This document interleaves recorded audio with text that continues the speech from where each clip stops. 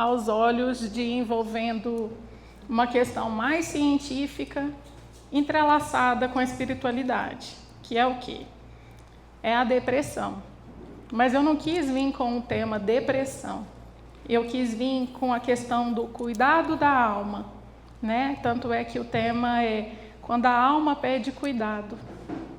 E trazer a visão da psicologia com a espiritualidade, cada uma no seu lugar, sendo que, diante até do Conselho, né, Federal de Psicologia, regional, a gente tem a questão que pode, a espiritualidade, a religiosidade, elas fazem muito diferença no tratamento. Então, assim, é algo que eu acho muito interessante trazer para vocês. Pronto? Bom, eu não sei se todo mundo me conhece, a Carla me apresentou um pouquinho, né? Meu nome é Neila Beatriz, eu atualmente sou trabalhadora da casa, estou muito feliz. E antes de entrar em todo o trabalho assim, que eu fiz diante da apresentação, eu quero dar um exemplo muito interessante que entrelaça o tema dos dois lados, que é o meu caso. Eu sou uma pessoa que fui diagnosticada com depressão quando eu tinha meus 17, 18 anos. E aí, de lá para cá, foram vários altos e baixos, foram vários momentos de eu querer tirar a medicação, porque eu achava que já estava bem. Foi uma dificuldade de entender o porquê que eu estava passando por tudo aquilo, o porquê que eu me cobrava, que eu tinha que estar bem, porque todo mundo ao meu redor estava bem. E foi difícil, não foi fácil não, enxergar as minhas vulnerabilidades diante de tudo aquilo. E uma coisa que me marcou muito assim foi que durante vários períodos, eu até achei interessante uma fala aqui no centro mesmo, da gente, quando busca o espiritismo, a gente fica muito naquela questão, eu vou tomar um passe, eu vou fazer um tratamento na casa espírita, né? E eu percebia que isso fazia diferença. Só que a diferença que fazia, para mim, era momentânea. Por quê? Porque eu ia, melhorava, via que aquilo tinha equilibrado, eu entrava no ciclo, novamente. Eu acho que eu já estou melhor, eu acho que eu não preciso da medicação, eu acho que eu não preciso de terapia. E aí eu voltava para a estaca zero. E vinha novamente buscar passe, buscar tratamento e ficava naquela luta. E isso foram anos. Veio as decorrências da vida, né? Correria, família, filhos, faculdade, 2 faculdades que a gente não satisfeita com uma profissão, que eu também sou formada em enfermagem. Mas também fui buscar a questão da psicologia, depois que eu tive meus filhos, e a enfermagem era algo que cobrava muito de mim, né? E eu queria me dedicar mais a eles. E aí foi na psicologia, buscando tudo isso, eu via que faltava algo, que foi até título e tema do meu TCC, que a religiosidade, a espiritualidade faziam diferença. E diante da ética profissional do psicólogo, tudo isso, ela tinha o espacinho dela para caminhar junto. Busquei vários artigos, pesquisas e percebi que é algo muito pouco falado, até no meio acadêmico, porque eles têm um grande receio de que isso não dê certo, por uma influência, né, de uma questão de indução religiosa, que a gente percebe em alguns lugares, isso é fato.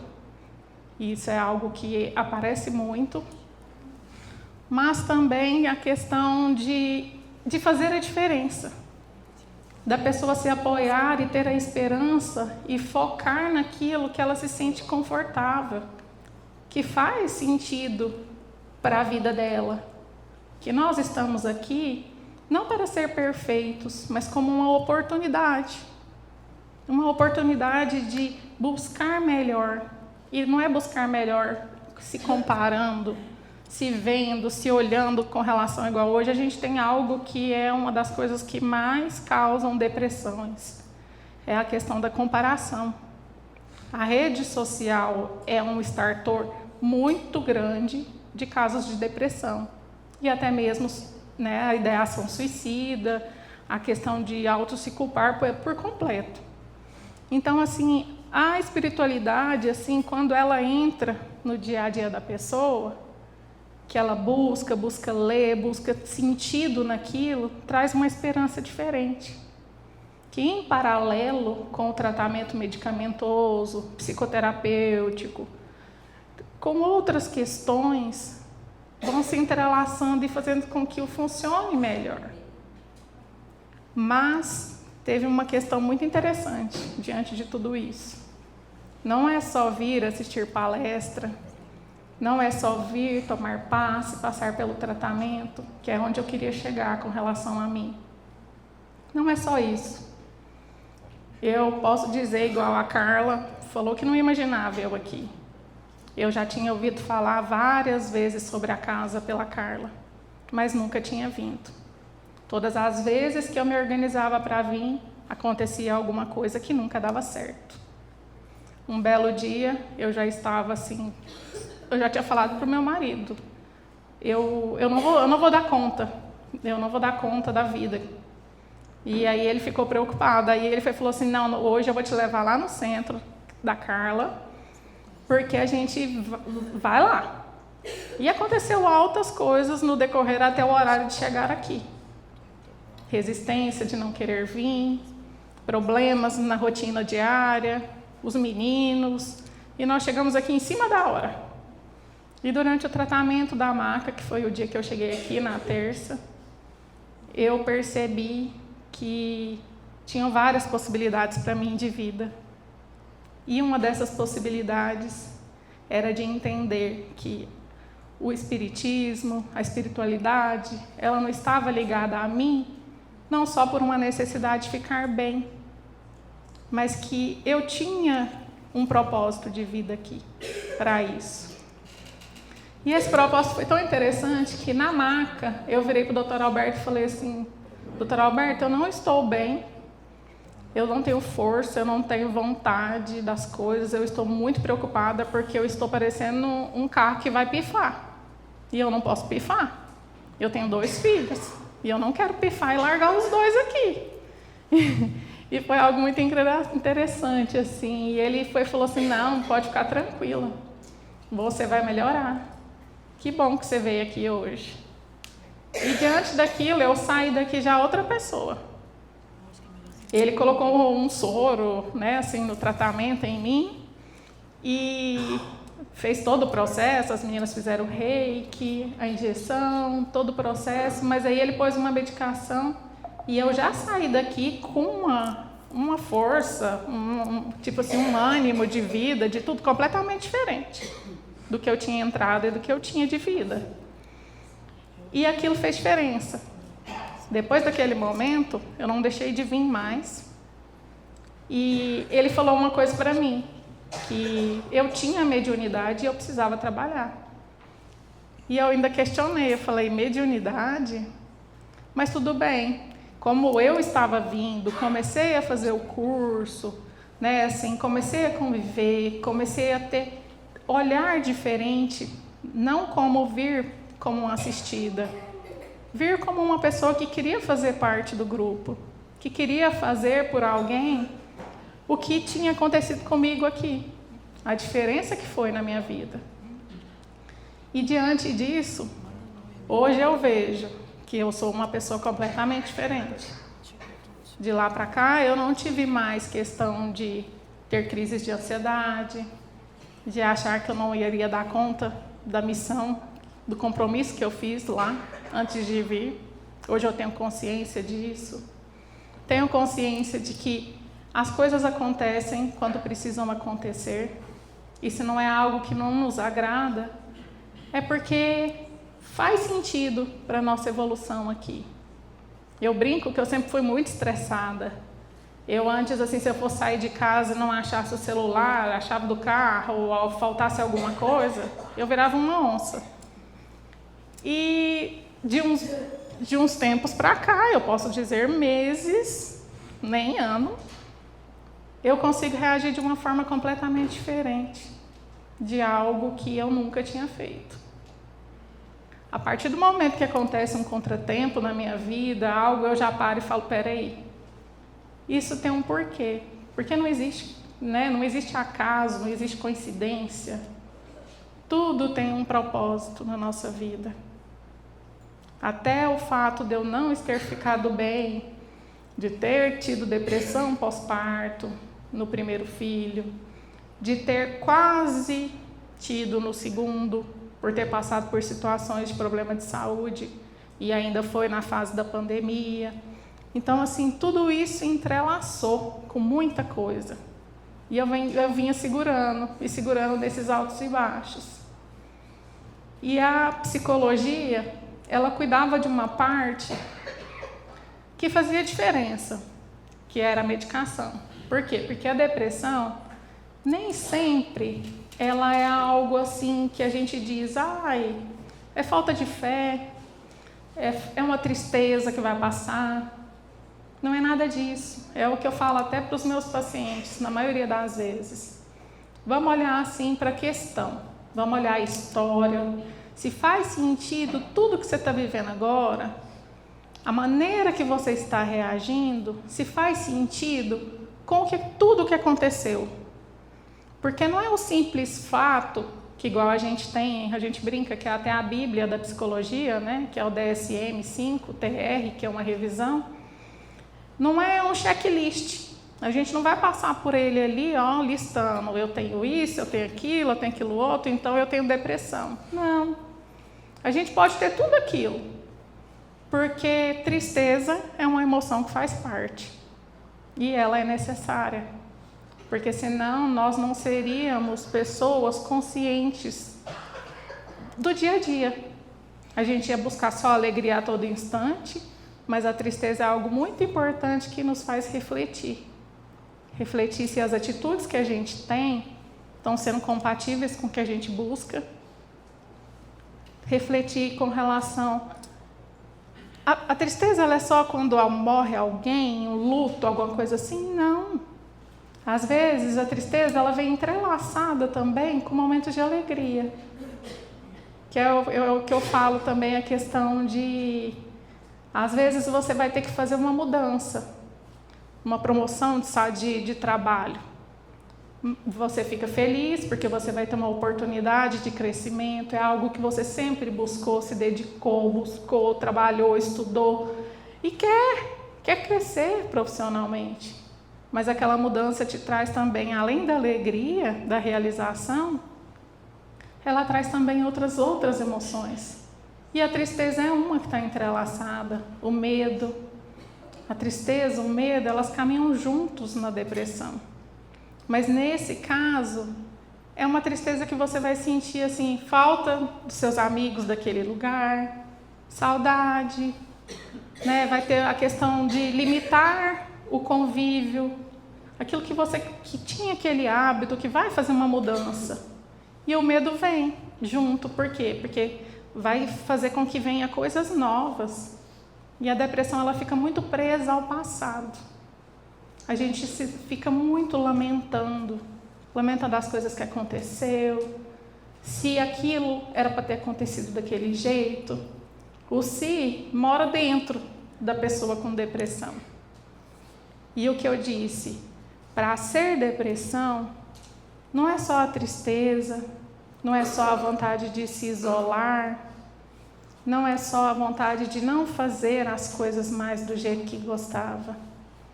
Tudo isso faz parte, são alguns dos critérios da depressão. Mas, para ser uma depressão em si, tudo isso tem que também gerar um prejuízo. Que prejuízo é esse que a gente fala? É o prejuízo da pessoa desistir de fazer algo que ela gostava. É o prejuízo dela não se cuidar. É o prejuízo dela abrir mão de possibilidades que antes ela não abriria. Mas naquela situação, naquele momento, ela acabou abrindo mão de tudo isso. Então, assim, cabe esse caminho para você analisar e observar. É a depressão mesmo? Ou é uma tristeza que faz parte daquele período? Parte daquele período por quê? Porque às vezes foi uma pessoa que faleceu, que passou para o plano espiritual, e por mais que nós aqui todos tenhamos um certo entendimento, né, da parte espiritual, que não é o fim da vida, que a gente continua, mas a questão de de não ter a presença física daquela pessoa faz com que a gente fique triste. Mesmo que a gente entenda que ela está lá, que ela está continuando a sua evolução, o seu aprendizado, que foi chegado o momento dela de partir. Tudo isso, até um fim de um relacionamento, vai ser doloroso, mas todos passam. São fases, a gente fala que o luto ele tem as fases, né? Mas essas fases, nem sempre elas vão vir seguidinha. Cada perda é um luto. Muitas das pessoas falam que luto é só quando alguém falece, né, desencarna. Não. Tudo que a gente rompe de uma forma que fez sentido para a gente é um luto. E esse luto, essa tristeza, essa falta de buscar por algo que antes te estimulava, esse desânimo, essa vontade de se isolar, ela descreve a depressão na psicologia quando ela causa o prejuízo, quando ela vem e permanece por um período que a gente classifica como um período que até aquele momento, se fosse só uma tristeza, se fosse só algum momento difícil, já era para ter cessado. Então tudo isso é algo que nos traz alerta para a gente parar daquela questão que eu falo que é romantizar. Que é o quê? Ah, não, isso aí é só tristeza, já vai passar. É algo a se observar. Por quê? Porque se aquilo não passa, se aquilo piora, se aquilo vai causando uma disfunção na pessoa, é algo a se buscar ajuda. E buscar ajuda nos dois âmbitos. Buscar ajuda médica, medicamentosa, com critérios assim certinho. Não é porque achou que melhorou que deve parar com aquela medicação, que deve seguir o que o médico diz, que deve ter um acompanhamento psicoterapêutico. Eu falo até para os pacientes, às vezes, não gostou de mim ou vê que não está evoluindo, não vamos parar, vamos buscar uma pessoa, porque o processo terapêutico, ele é uma conexão. Não adianta você fazer algo, você ter que se abrir, ter que trazer todas as suas dificuldades com alguém, de uma forma que você não tenha conexão com a pessoa. Você não vai ter uma boa evolução diante disso. E a espiritualidade entra de uma forma gostosa, leve, que eu falo, que ela traz uma esperança diferente. Ela traz algo na vida da gente que vai mostrando que quando a espiritualidade está com você e você está com ela, na questão de buscar a ler, buscar o entendimento, buscar o tratamento, não é a questão de parar o tratamento medicamentoso, psicoterapêutico, mas sim de fazer a conexão entre os dois. Porque um cuida da parte orgânica, que é o nosso físico, né? Assim, que tem casos de depressão, que são questões químicas mesmo, que o nosso cérebro, o nosso corpo, até a questão hormonal, que faz com que isso não flua da melhor maneira e tem o rebaixamento, que é uma possibilidade de entrar na depressão, mas tem a questão espiritual, que traz todo esse processo. E na questão espiritual, eu acho interessante uma coisa que eu nunca tinha ouvido falar em centro nenhum e nem em livros, que foi até uma palestra que a Carla trouxe. A gente não deve ficar presa à questão de espírito obsessor. A gente tem que entender que tem depressões que podem ter influência espiritual, mas que não é porque ela tem uma influência espiritual que a gente vai dizer, eu não vou buscar o tratamento medicamentoso, médico, não. Precisa buscar para analisar tudo. e precisa ter o cuidado espiritual, seja ele aonde for, na questão de buscar uma casa espírita, fazer o tratamento, de buscar aonde for que você se sinta confortável com relação à religiosidade, à espiritualidade que você acredita, que você confia, que você acha que faz sentido na sua vida, na sua história de vida. Porque cada um de nós tem uma maneira. A gente veio aqui para a Terra, né, assim, para esse processo evolutivo, mas cada um com as suas características, a sua personalidade, seu comportamento, a sua maneira de ser. E diante o decorrer de todo o nosso desenvolvimento, a gente vai sendo moldado. A gente vai sendo moldado de forma que faz com que a gente entenda o porquê de passar por tudo aquilo, de buscar melhorar, de fazer por onde aquilo tudo vai encaixando e fazendo sentido. E isso é a subjetividade que a gente chama na psicologia. E cada um tem ela, tem a sua. Por isso que entra a questão de, às vezes eu vou num médico, num psicólogo, ou numa casa espírita, e eu não me identifico. Mas nem por isso eu vou não ir mais, não vou buscar mais ajuda, não vou buscar mais tratamento.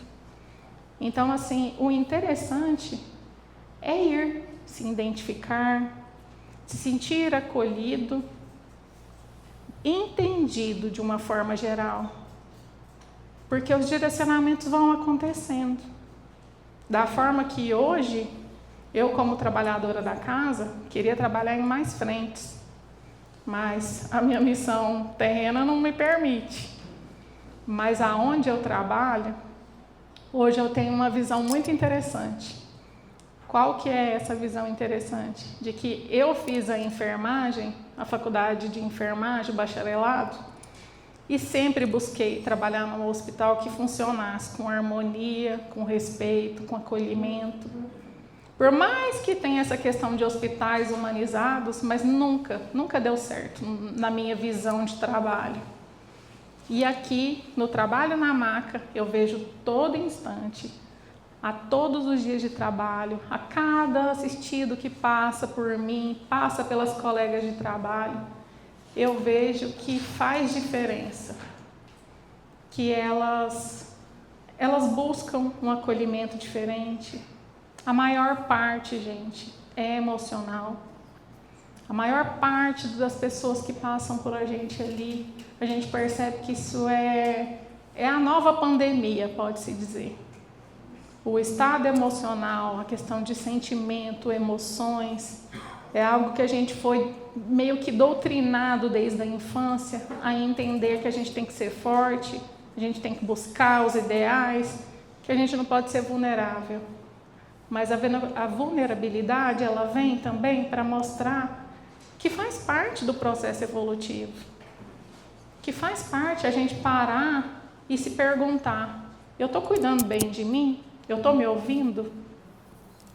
Eu estou entendendo que, às vezes, aquele cansaço, aquela tristeza, não é que ela seja uma tristeza, um cansaço patológico, que busque, né, assim, fazer regularmente, né, todos os exames, ir em médico, mas assim, eu estou me ouvindo? Eu estou buscando ouvir a mim ou eu estou a todo instante me comparando com todos? Porque ao olhar, parece que todo mundo consegue e eu não. E isso não é um motivo para a gente deixar com que isso vá fazendo com que a gente vá se sentindo mal cada vez mais. E se deprimindo, se questionando. Não. É a gente tentar acolher a gente mesmo, os nossos sentimentos, as nossas emoções, para fazer sentido. Porque se a gente não acolhe o que a gente sente, por mais que seja uma emoção que a gente não goste, a ansiedade, qualquer outra, assim, o medo, a raiva, todas elas fazem sentido. Até a depressão, ela tem um porquê, que é como eu disse, ela pode ser química, ela pode ser por uma perda que a gente não soube ressignificar, não soube reestruturar a vida da gente sem aquela perda.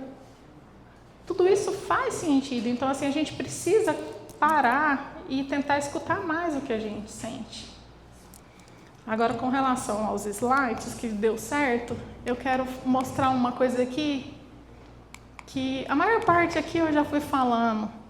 Essa questão aqui é muito interessante, que é igual eu disse, a gente para ser integral, assim, para ser o ser humano, a gente vem completo. E é onde eu falo que a espiritualidade, ela faz toda a conexão com a pessoa, que é algo que a gente não pode excluir. Mesmo eu sendo psicóloga, o que eu não posso é trazer a espiritualidade de uma forma que não seja ética. Mas ela faz total referência e eu tenho que ter respeito, porque ela faz parte da nossa evolução. Para uma melhora, no caso de uma depressão, no caso de qualquer outro transtorno mental que seja. E o corpo, que é o orgânico, a mente, que entra os pensamentos, as interpretações, os sentimentos e as emoções, e a relação, que vem os vínculos, as perdas, tudo aquilo que eu já disse. Mas a gente tem que entender essa questão aqui, ó, que eu falei da cobrança, das perdas, quando a dor vira culpa.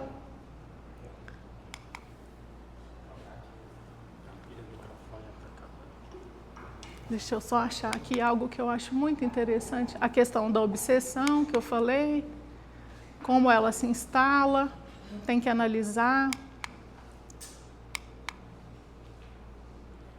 Aqui a questão do limite que a gente tem que trabalhar. A gente tem que trabalhar, independente de eu ser psicóloga, independente de mim, mas eu acho que a gente tem sempre que agir com ética. E a ética é algo que entrelaça em tudo, independente de ser na psicologia, independente de ser em qualquer profissão que a gente trabalhe. Por quê? Porque ela mostra o limite, ela mostra o respeito pelaquela pessoa que a gente está junto. Aquela pessoa que te escolheu para caminhar, que te escolheu para dar um suporte, independente de qual ele que seja. Então entra isso aqui, ó, que o Conselho Federal de Psicologia, ele orienta, né, sobre laicidade no exercício da psicologia, o respeito à diversidade de crenças e convicções e veda a indução de crenças religiosas no exercício profissional.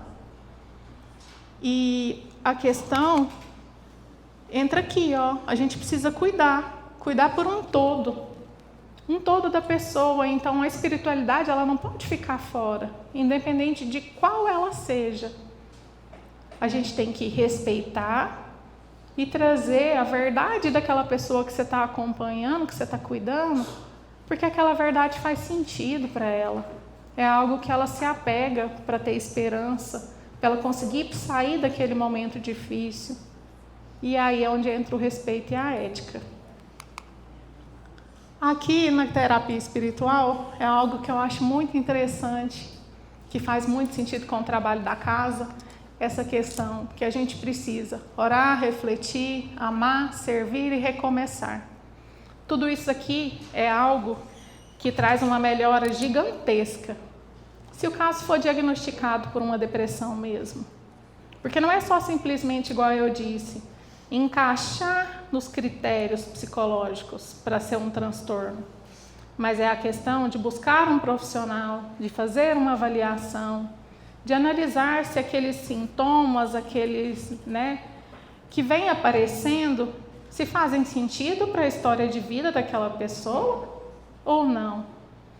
E aí é onde entra aqui a parte espiritual, que é o quê? Os recursos que a gente tem aqui na casa. A gente tem vários livros ali à disposição, a gente tem a questão da oração inicial, tem o acolhimento, tem o trabalho nas macas que a gente faz, o reiki, faz a fluido. Isso tudo faz uma diferença muito grande, tanto na questão espírito quanto questão orgânica. E tem a questão da água fluidificada, né? A gente tem o trabalho, que é o mais lindo, que é algo que eu buscava, que eu quando eu tenho oportunidade, eu levo os meus filhos, e eu acho que isso a gente tem que ensinar de criancinha mesmo, para eles entenderem, porque uma das causas até da depressão é a questão da frustração. Porque você vai criando expectativas, e você não vê a realidade de vida. E quando não acontece como você sempre pensou diante das suas expectativas, você se frustra. E o trabalho que a casa faz junto ao assentamento, junto à distribuição aqui com os assistidos, que é algo bem legal no sábado, isso faz total diferença no tratamento da depressão.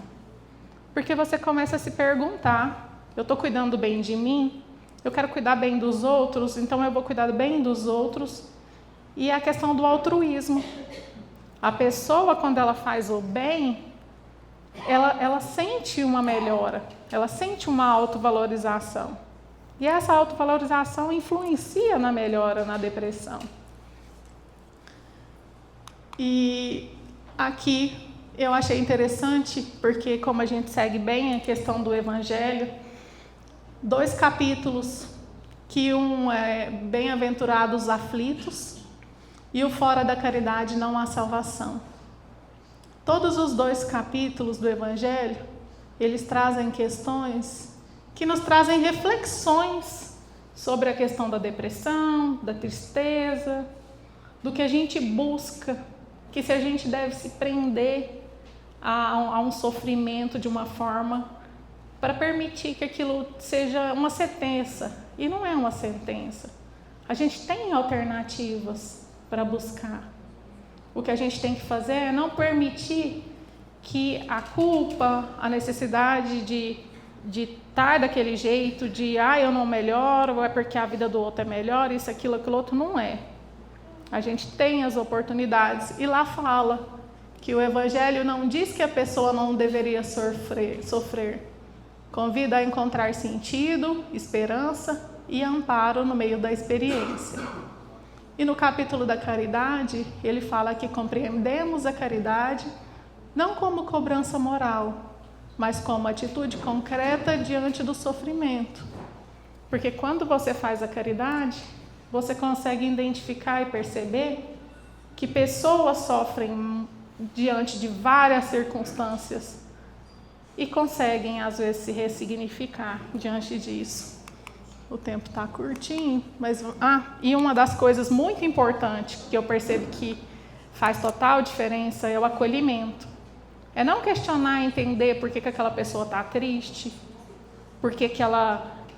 Vem os julgamentos, a gente não deve julgar, a gente deve acolher. Não é a questão de você precisa reagir, buscar os pontos positivos, olha a sua vida, você tem isso, você tem aquilo, você tem não sei o quê. Não é isso. É acolher. Na maioria dos casos, o que a pessoa tem de dificuldade é a questão de não ter alguém para te ouvir. Um abraço, não é falar. Apenas de sentar do lado e se demonstrar interesse em estar presente na vida daquela pessoa faz total diferença.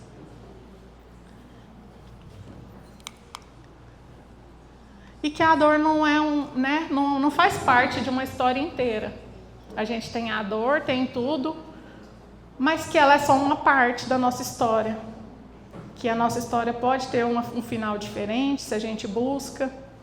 E equilibrando o físico com o espiritual, mental e as emoções. Aqui é a parte do acolhimento, tudo. Mas essa frase aqui é algo que eu acho bastante interessante da gente falar aqui. Não precisamos escolher entre cuidar da mente e cuidar da dimensão espiritual. Precisamos apenas saber o lugar de cada cuidado e nunca permitir que a espiritualidade transforme a dor em culpa, nem que o diagnóstico transforme a pessoa em um rótulo. Por quê? Porque não é porque ela tem depressão, não é porque ela tem qualquer tipo de transtorno. Hoje a gente vê muito caso assim, saindo da depressão.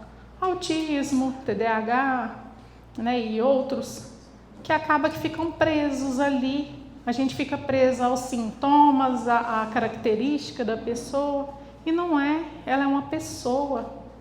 Ela é uma pessoa que está ali e aquilo tudo faz parte do processo de evolução dela. E caminha junto. E que nós possamos continuar caminhando juntos no cuidado, no amor e na esperança. Que acolher é amar, cuidar é agir, esperançar é acreditar, recomeçar é possível. E é possível para cada um. A depressão, às vezes, ela nos mostra que a gente não vai ter saída, não vai ter escolha, não vai ter possibilidade, mas sempre tem. Tem a opção e a possibilidade de sair dessa situação como uma forma de escolha. E eu queria agradecer a todos vocês que estiveram aqui disponíveis a me ouvir e espero que tenha sido de bom entendimento para todos e entender que a depressão ela é algo que está cada dia mais presente no nosso cotidiano. Às vezes é a gente mesmo que passa por situações complicadas. Eu sei que muitos de vocês podem estar cansados da vida, da correria, porque cada dia tem mais cobranças. Cada dia a gente tem que ser mais ativo, mais proativo, mais disciplinado. E a cada momento, eu brinco que depois que inventaram o celular, a gente não pode nem ter um momento de dormir. A gente tem que estar a todo instante disponível. E isso é algo que cansa.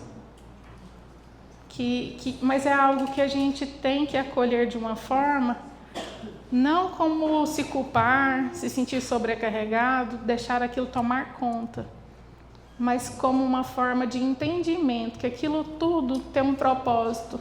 O que a gente não pode é deixar de se ouvir. Ouvir as emoções que nós temos, os sentimentos. E o que é importante? O que é mais importante em qualquer cuidado, principalmente na saúde mental, é a questão do amor por si próprio. Porque quando a gente se ama, a gente valoriza tudo que a gente sente, a gente consegue acolher o próximo da melhor maneira. É isso, gente, que eu tinha para hoje. Obrigada e desculpa.